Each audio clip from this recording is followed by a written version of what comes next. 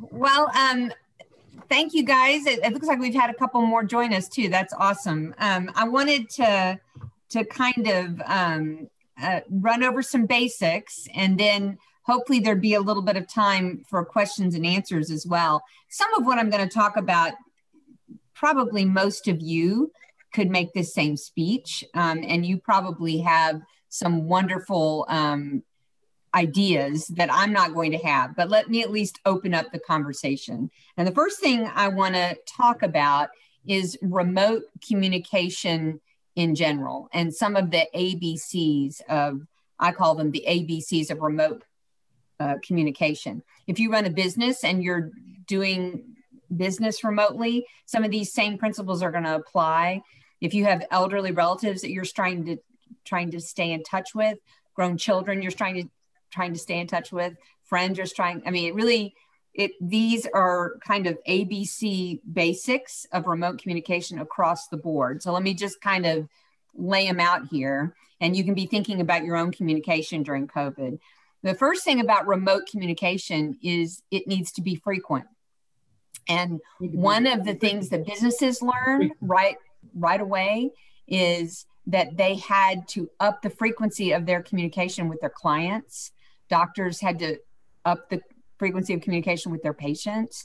And we really need to be thinking that way too with family and friends, that where we might want to be shrinking back and feeling like doing less, or we may be thinking that we are bothering people and we shouldn't be intruding with a text or an email or a call. The truth is that when we're in this kind of isolation, for good communication, you might need to communicate more often. I don't know if you've seen this, but with my adult children, who I used to literally only speak to maybe once a week, that's kind of upped to 3 times a week. Not necessarily because we have any more to say to each other, and that is a problem. We have very little to say, but their need and my need just to touch base. So frequency is kind of important. And for those relationships and those things that matter, there may need to be more frequent communication. Variety of communication is also important in remote, as we live remote from one another. And that means that the same person might need to be communicated with a text and a phone call and an email. And especially people who are alone, that variety can really make a difference. Businesses have found they can get the same message out if they can get it out 5 different ways, right? And frequently that is going to matter. And you may have even noticed the church is trying to do that. Facebook, what do you call it? It's that thing that has the hashtag, whatever. You can tell I'm really... Email. Yeah, that's right. Doing snail mail. I've actually talked the church office into doing real notes in December, snail mail to some of our church members, as well as the e-news, the church app. I mean, the idea is, as we are remote and cannot be in person, we may need more variety and redundancy. The same message going out again and again and again. And tone. So frequency, variety, redundancy, and tone are the ABCs of communicating. And I want you to think about it in your own situation. You may not be running a business. You may not be a caregiver for an elderly person in a facility that's locked down. But I'll bet you can think about some of your own communication issues and needs in your family, in your circle of friends, in your work, and you can think about these particular ABCs. I found out real quickly as COVID began that I was going to have to increase the frequency of my contacts with my elderly relatives, as well as my grown children. And at first that was a little overwhelming. It's like, how can I do that? There's not enough time in the day. There's not enough of me. I kind of got panicked until I realized that these aren't necessarily time consuming communications. With my 94-year-old father-in-law, we did good night calls, the same time every night, 9 o'clock, right? And it was never more than 5 minutes. So it wasn't about the time, it was about the consistency of it. And I think tone is also really important. When you cannot meet with people face to face, right? And you're only a voice on a telephone or a face on a screen like this, the tone of what you're saying, being non-anxious, being clear, being calm is hugely important. Unless, of course, what you're talking about is not something calm and lacking in anxiety, and that can be the case too. But for relationships that you might be concerned about, or people that you might be concerned about, these are the things to be thinking about. How often am I calling? How many different ways am I trying to communicate? Am I giving the same message over and over and over again? I had to, some of you are over 65, a few of you, not many. So you may have had the experience at first when things were really bad here in Austin. I had to say to my children again and again and again, Dad and I are fine. We're being very careful. We're not putting ourselves at risk. It's like I couldn't say it enough because they needed to hear that to lower their own anxiety. So redundancy and then tone. And I probably didn't start thinking about the tone of what I was saying. And I don't mean tone as in tone of voice. I mean the timbre of the topics and how I was sharing and what I was sharing, and whether it was anxious, whether it was kind of down. I didn't start thinking about that until we've been into this months and months and months. And I realized I don't need to share everything with everyone, right? That for some people, the basics, that we're safe, we're good, the church is doing fine and we're doing fine, and was where we needed to stay because of where they were and how anxious they were at that time. So those are the basics. We can come back to that. But let me move on to the difficult and serious conversations that you might need to have while we're still in COVID and while we're still remote. And I do think the most difficult discussion that families are trying to have has to do with safety. Not everyone is taking the same precautions, right, during this pandemic. And not everyone agrees. Not everyone agrees about social distancing or masks or about the vulnerability of elderly relatives, that kind of thing. And I would urge all of you to, in a gentle and non-judgmental way, try and figure this out and go head on with your family members about this before a situation comes up.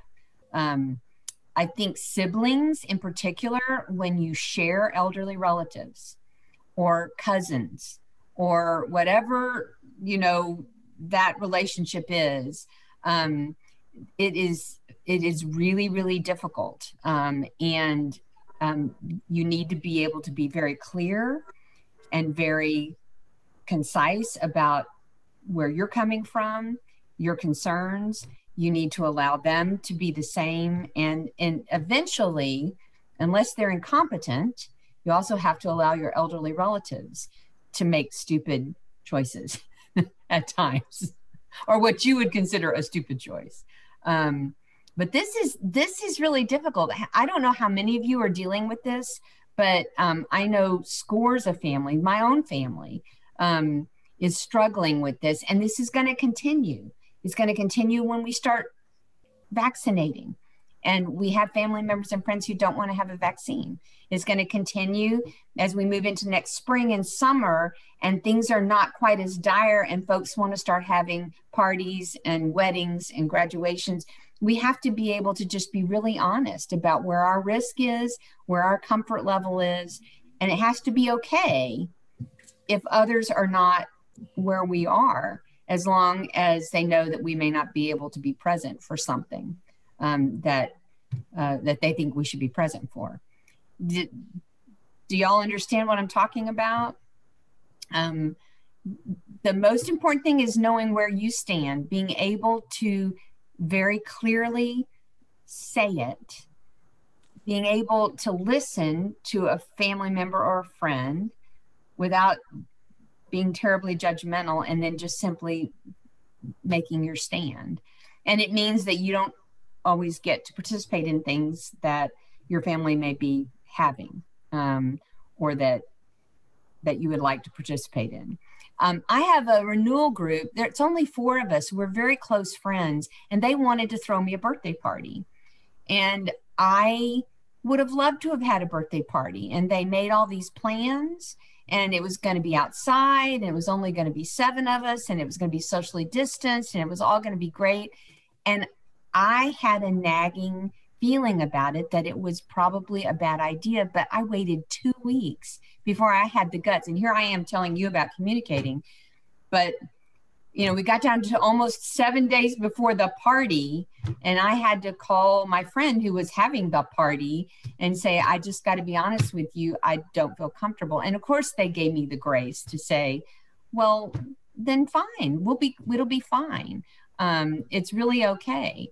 And then one of them called me secretly and said, I was really scared too. And I'm like, why didn't you say something? But and those are just friends. That wasn't, there's no baggage there. You get into a family setting with lots of baggage, and these things can be really, really difficult. So anticipate it, be honest, stand your ground, don't be nasty, don't be judgy, and do what is safe and right in that situation. We're all going to face that. If you haven't already, we're all going to continue to face that. And so I think that that's really important. Some of us do have elderly relatives, and we may even be their caregivers. And we have some special and unique issues that we need to kind of wrestle with during a time of COVID like this. They're vulnerable, they're lonely. Some of them are getting very detached. And so it takes some creativity, and it takes a plan. And that would be something I would urge you, if you do have elderly relatives in your life, that you almost need a plan of action of what your communication is going to be like. That plan might include a regular special time that you call. It could be the good night calls like we did with Dad, and it could be a special time of day on Monday, Wednesday, and Friday that you touch base. But for many people in facilities, daily contact is probably what they need. And so if you have multiple siblings or many relatives, make a schedule with one another. Make sure that they are being contacted every day. You can, I think letter writing is also really important. It's a lost art. And if you have the time and can do it, I think this is incredibly important with older relatives. If your older relative is in a facility and that is manned with an activity director, the activity directors can't do a lot of the activities they used to do, but they will take emails and run them off and bring them to your loved one. And so I invite you to find that email, find the person in the facility who will receive emails and run it off and take it. My 94-year-old father-in-law, who could not receive emails of his own, we would send emails to the activity director. The kids would send pictures. They would send jokes, just stupid things. It didn't really matter what it was, but we made sure he got a couple a week. And those were almost as fun for him as receiving a letter in the mail. maybe even more fun, because not only did he get the email, but he got a visit from the activity director in his room, which she's a young, cute thing. So that was a really big deal to him. Find unique ways like that there are multiple touches.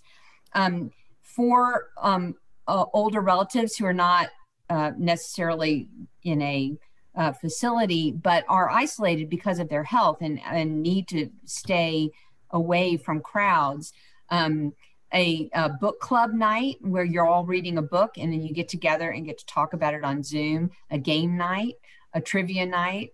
One of my relatives, because many of us now have photo albums on our computer. Do y'all keep photo albums on your computers? That's where I store a lot of my, or you may store them at, I don't know, what do you call that? Shutterfly or whatever. But where your photo albums are on your computer, you can have a night where all you do is go through a photo album with your elderly relatives. You're on Zoom like this, you share your screen and you start looking at a trip you took 20 years ago because it's on a photo album on your computer. You can really have a lot of fun because after a while you don't have a lot to talk about. And so being able to relive a holiday, a trip. We did this with my parents with their 50th wedding anniversary cruise.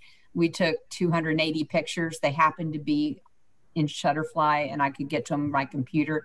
We spent an hour and a half one night on Zoom, just looking at the hairy man contest, actually, which my husband won, by the way, on that cruise. So these are really important, and you do need to spend some time making a plan, and you may have other people you can make the plan with to stay in touch with them.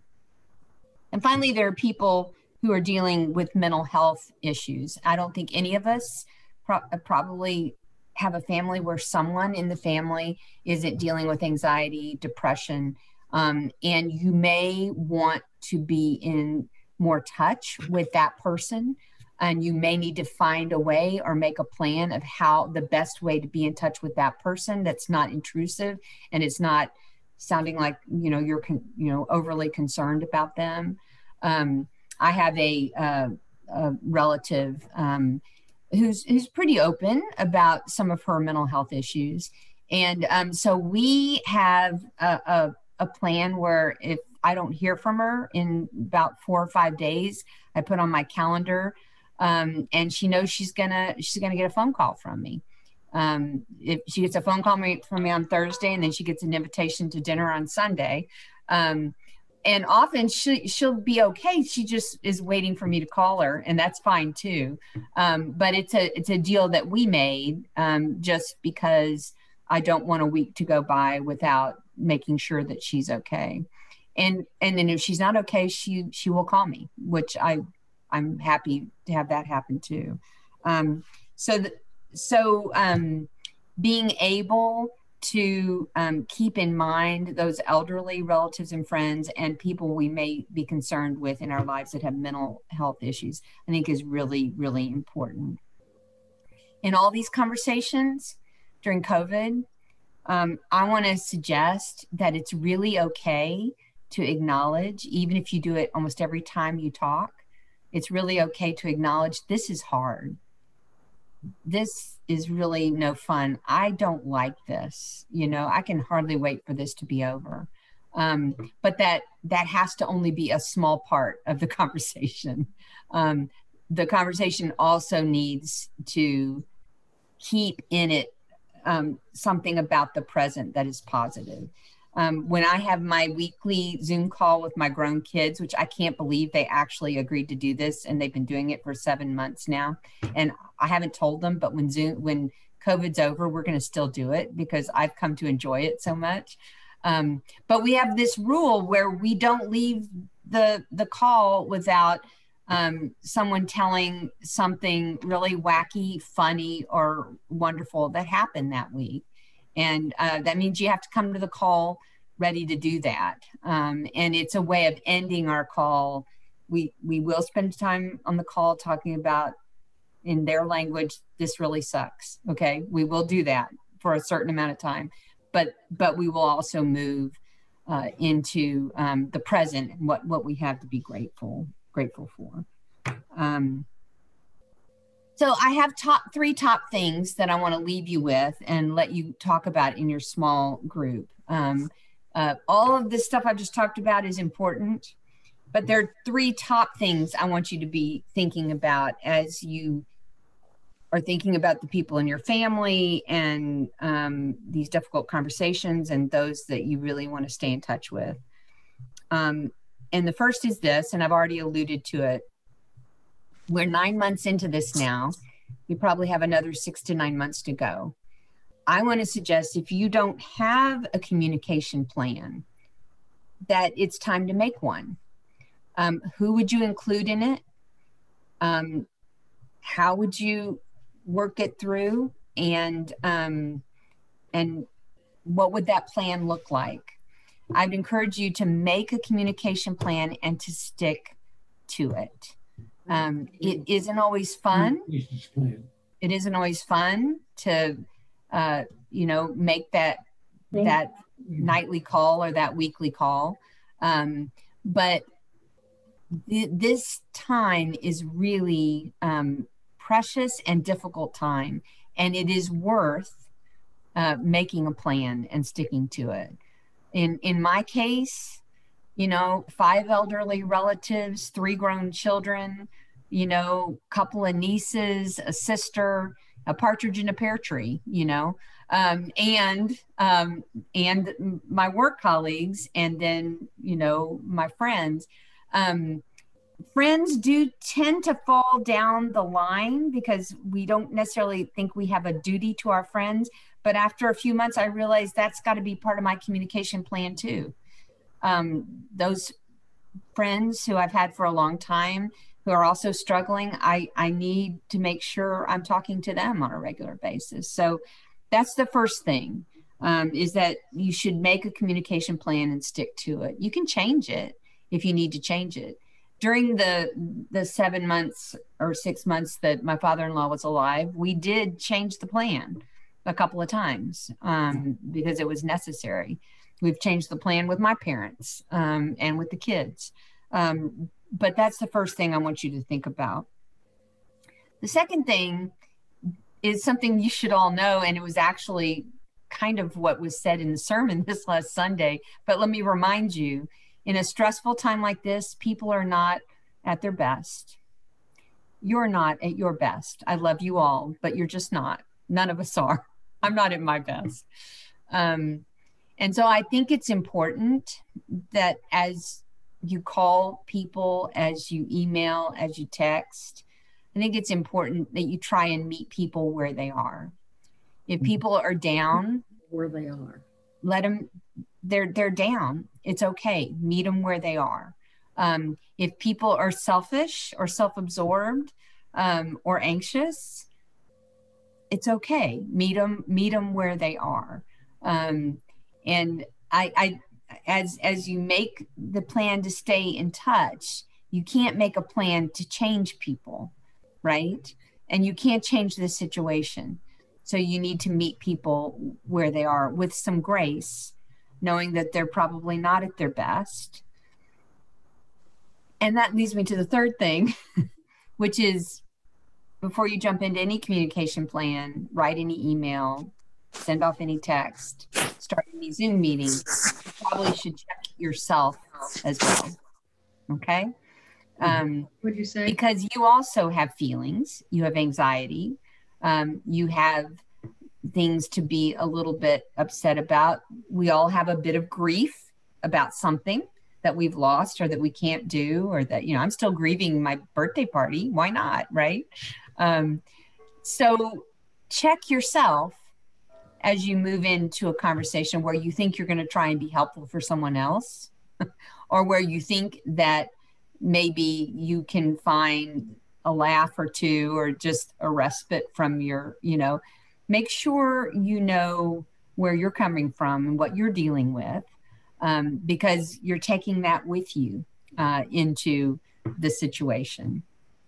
So my sister decided that she and her college age kids should spend Thanksgiving with my 85-year-old parents. And some of you probably know me well enough to know that I don't even go see my parents without quarantining first for 7 days. I take their safety very seriously, as does the facility where they live. And I'm not saying my sister doesn't, but you can imagine that I didn't take that news very well the first time I heard about it, right? And I wanted to pick up the phone and say to my sister, what in the heck do you think you're doing? You know, I love her girls, but I know her girls. And I'm like, I don't like this idea. Thankfully, I checked myself a little bit because I was a little anxious. I was a little stressed. And I was smart enough, instead of picking up the phone and just communicating, I was smart enough to ask some questions in a text first and find out their safety plan before I picked up the phone and called. And we had a much better conversation once I did that. But that's the kind of thing I'm talking about that is really important in that kind of thing.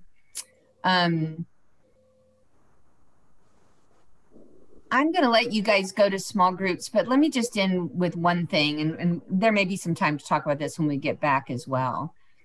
My hunch is, because I know many of you really well, that you've done a good job of taking care of people during COVID-19, because I just believe that because I know you. And my hunch is that your communication has probably been about caregiving for the most part. But I wonder how you're taking care of yourself and how your communication plan might include or should include something that is more life-giving for you than just caring for others. So something to think about, because a communication plan can also be 2 or 3 friends who really enjoy each other and lift each other up, making a pact that they're going to get together for a half hour or 40 minutes on Zoom just to check in. Something to think about.